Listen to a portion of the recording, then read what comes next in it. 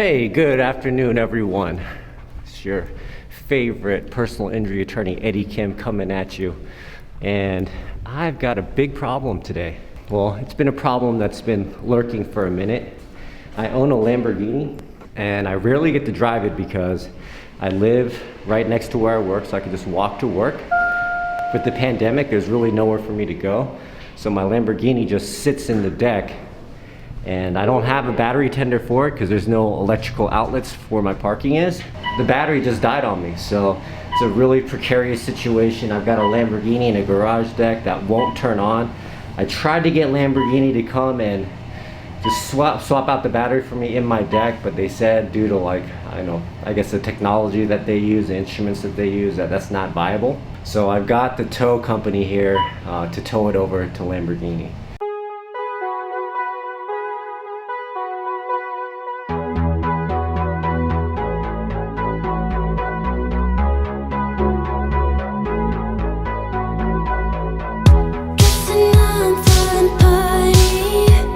One truck is here, but apparently they need two trucks for my car because it won't start. So we're just waiting on the other truck. Until then, I'm just gonna keep working. This is a pivotal week for Kinlaw. I've got half the people working remotely. I've got half the people in the office, but we're trying to go full virtual. So this is the last week where I'm gonna have like 4 or 5 people in the office. Almost everyone will work remotely except for me and Tim and Allie. Of course, we're still going to have our office space because we got to do depositions.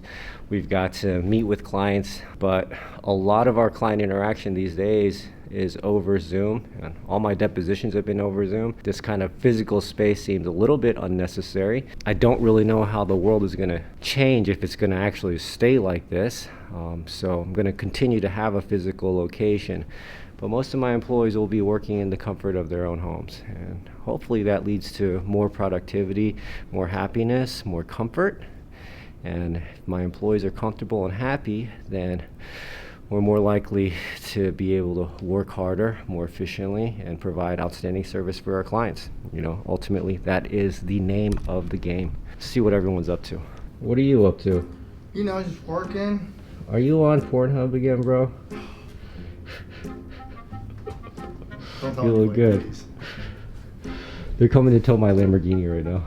Why? The battery died. Oh, you can't even get it back up? I got it back up. Lamborghini came over and they jumped it, but because it's so little power that it won't engage gears. What's up, K-Ty? Oh, K-Ty. He's probably at home jerking off. What's up, Simon? Say hi to the vlogs, man. How are you? What up, what up? How we doing? Cool. That's my guy. Hey, hey. Stop looking at porn sites, Allie. Oh, you caught me. So people ask me all the time, what's it like to own a Lamborghini?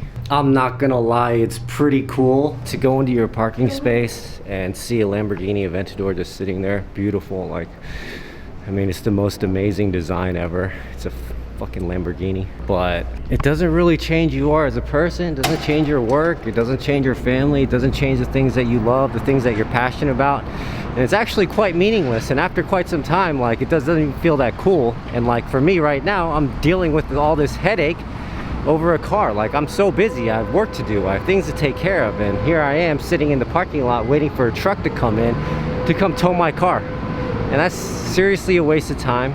You know, insurance is expensive. Driving it around is a chore. You gotta always plan where you're gonna go because it doesn't make it up all the hills and all the bumps and everything that comes along with living in the city. So you have to be really, really careful. You know, you're essentially driving our house around. You don't want it to get scratched. You don't want it to get nicked up. It's a lot of paranoia when you're driving it. My advice to all you kids out there who have big dreams or want to own a Lamborghini, I'm not telling you not to do it. What I'm going to tell you is it's not going to bring you the type of satisfaction and joy that you think it will. But I can't tell you that because people used to tell me that, and it's just whatever. You have to experience it for yourself, and then once you experience it for yourself, then you'll know. Cars don't really mean shit. Doesn't matter if it's a Lamborghini or a Honda, it's all the same thing. Nobody gives a damn. The only person that gives a damn is you, and eventually you won't even give a damn. You see that?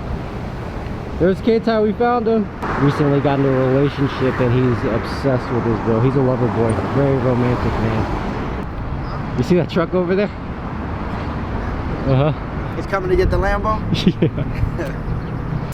Okay, I just left the parking deck. Total fail. The drivers, really nice guys though. James and I didn't catch the other guy's name, but they were really nice, really helpful. Basically told me, they looked at the car, then the way the ramps goes up the parking deck, they were really afraid to tow it down and potentially damage the front end of my car. So they're like, yo, we're gonna have to wait for like the pros of our company that deal with the high-end cars to figure this thing out, because we don't want to mess up your car. So just wasted an hour of my day. Very frustrating feeling. It's no fault of the towing people. It's honestly, it's my fault for not driving my car and having my battery charged. It's a valuable lesson that I'm learning right now. It's like, it's either number one, if I'm gonna have a Lamborghini, it's my job to like maintain it, keep it up to date, make sure the battery's charged, you know, wash it, take care of it, baby it. Or number two, if I'm not gonna do those things, I gotta get rid of it. And I'm leaning way more heavily towards number two. The next day. What's up, guys? What's up, man? Are you James's dad? I am. Pleasure to meet you, sir. He told me you're the man. Is that what you said? Is this your G-Wagon? Yeah, it is. Alright. So why don't we move this out of our way? Okay. Can you do that? I can. I gotta grab the keys though, okay? Okay. I'll be right back. And you got a key to this? Yeah, I got the key to that. Well, that's amazing. You wouldn't even go into gear yesterday. Purring like a kitty right now. That's incredible. Some word of advice if I was you. Yes, sir. Every time I park my car, I would bring that lift up in case you have a problem, an issue like this again and it don't crank. Oh. That way, if we have to bring a truck down here like this again, we can get up under the front end and ain't really got to worry too much about having to board it up, lift it up, So all it's not kind a of problem stuff. for the car to be parked like that? It should not be. No. Okay, all right, thank you very much. That's a great tip. A dollar shot and too much jewelry. Lemonade and fuzzy peaches. I've had enough of all these bitches. Don't know the difference between right or wrong. Hey, what's up? Why isn't anyone eating? Huh? How come no one's eating? You know, just doing the grind, bruh. Well, let's eat, guys. Hey, let's eat lunch, guys. Okay, for sure. How do we know which one is which? Did everyone get Dr. Pepper? So I'm about to eat lunch with my guys. Really cool vendor. I don't know what it's called. Not a vendor. I'm part of like a club. Every now and then they bring us lunch, which we definitely appreciate. So they called us like, hey, what do you guys want to eat from Zaxby's? So my guys told them what they wanted, and they brought it to us for lunch today. So we get to just kind of hang out and eat together, which we rarely get to do these days. So when I go to Zaxby's, I order the same thing every time. I'm a kicking chicken sandwich type of dude. Where's my coleslaw at? Did they mess up my order? Oh, I love Simon's attitude. I just told him that they fucked up his order and he was like, that's okay. Yo, that's not how many people act usually. That's a really good attitude. You got really good parents, man. They didn't fuck up my order. You got really good parents. Tell our clients that, Simon. I tried. Somebody left their phone here. I need you to go get my friend out the bathroom. Either I'm gonna deal with her or y'all gonna deal with her. And then she grabbed the cop again. They cleared the bathroom again. And then she went under the stall, opened the door. I came up. What was she doing? She was just sitting there on the stall. Sleeping? She probably was, yeah. But every time someone knocked, she woke up, I guess. So I carry her out of the bathroom, and then like some women hating, some women aren't. Some women like, she can't hold her liquor, and all this other stuff. And then one girl was like, take her heels off, and then you'll carry her better. I was like, thank you. So I just lifted her up, took her outside, took her heels off, had heels in one hand, had her on my shoulder, walking around the building. And then I put her in the front. I'm like, yo, I'm hungry. I was like, Alejandro, you want a goldfish burger? Because I am fucking hungry. Known for goldfish burgers outside Hogan Wall. And then some dude walks up. Oh my God, you okay? I was like, yo, bro, what the fuck is wrong with you? No, that's my girl. I said, Alejandro, that's your boyfriend? And she looked up, she goes, yeah. And then he's like, come on. I was like, no, go get the car. That was her boyfriend? That was Rolando. Oh, it was Rolando? Have you met him before? No, never, never. So that's why he grabbed us like, yo, what the fuck are you doing, bro? If you guys really enjoy that conversation, you guys want to hear us talk some more, leave a comment down below, because I've been thinking about doing a Kim Law podcast, and I wanted to do the podcast with K-Ty and Ali. So if that sounds like something you guys would be interested in hearing us talk about our lives and what we do, let me know, and I'm gonna make that happen. You trying to hide from me? Tim saving the world. What is that cone doing in the middle of the road? Oh, that's so dangerous. We just saved a whole bunch of lives right now, bro. Man, if we were really that attorney's office, we could have left that there.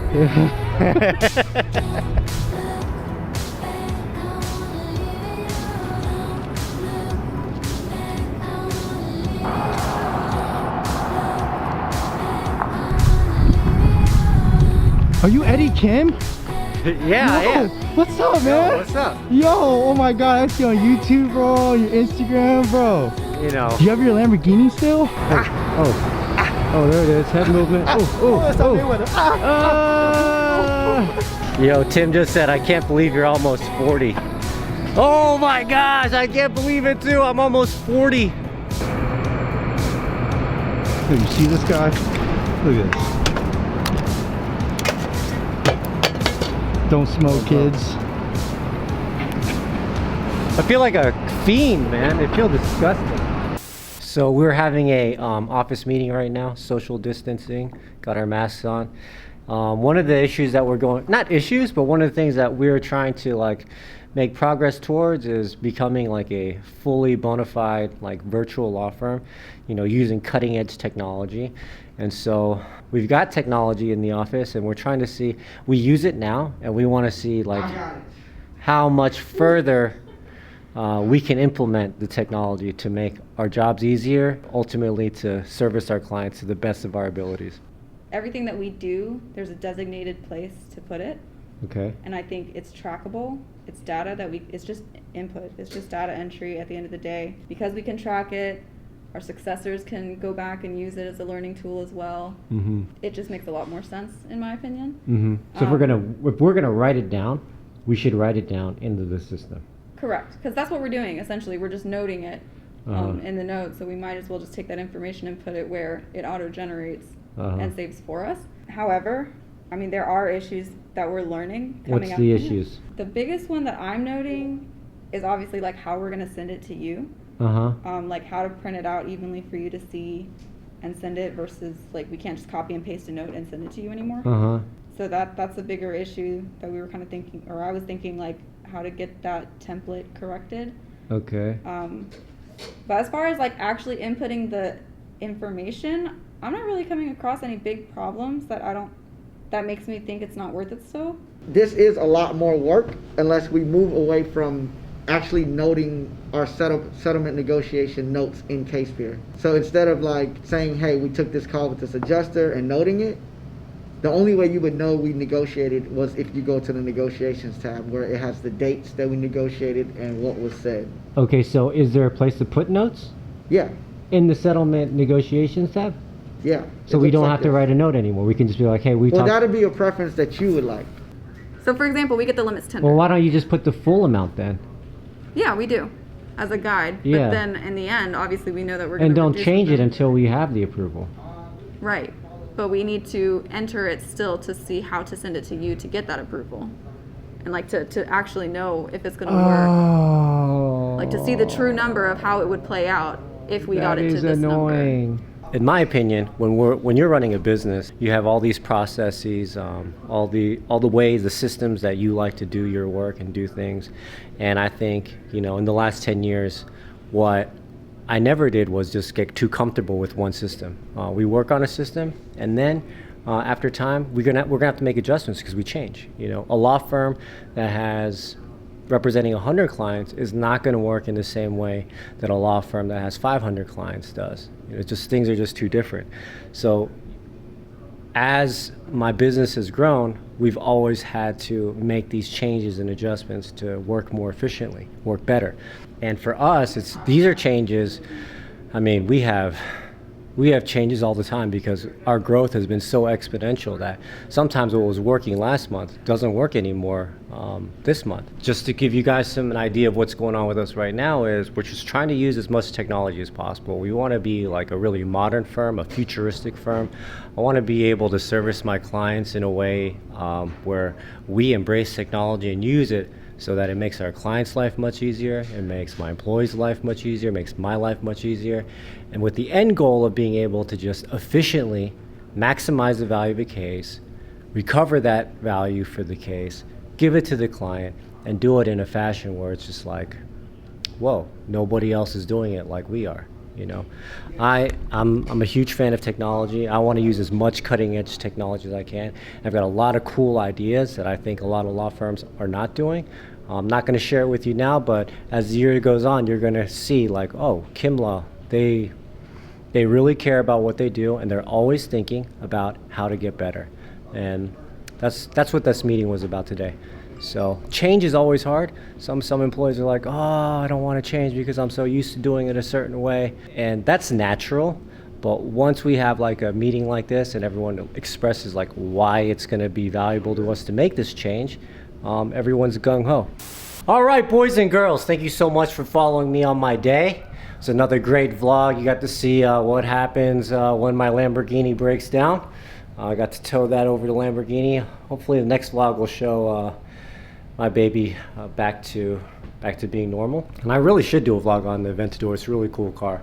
And you guys also got to see behind the scenes look at the things that we talk about at the office, the things that stress us out. I really appreciate the love and support from everyone here. Please smash that subscribe button, hit the like button, leave a comment below. Let me know what you liked, what you didn't like, and I'm gonna keep making more content for you guys. I really appreciate it. Until next time, peace.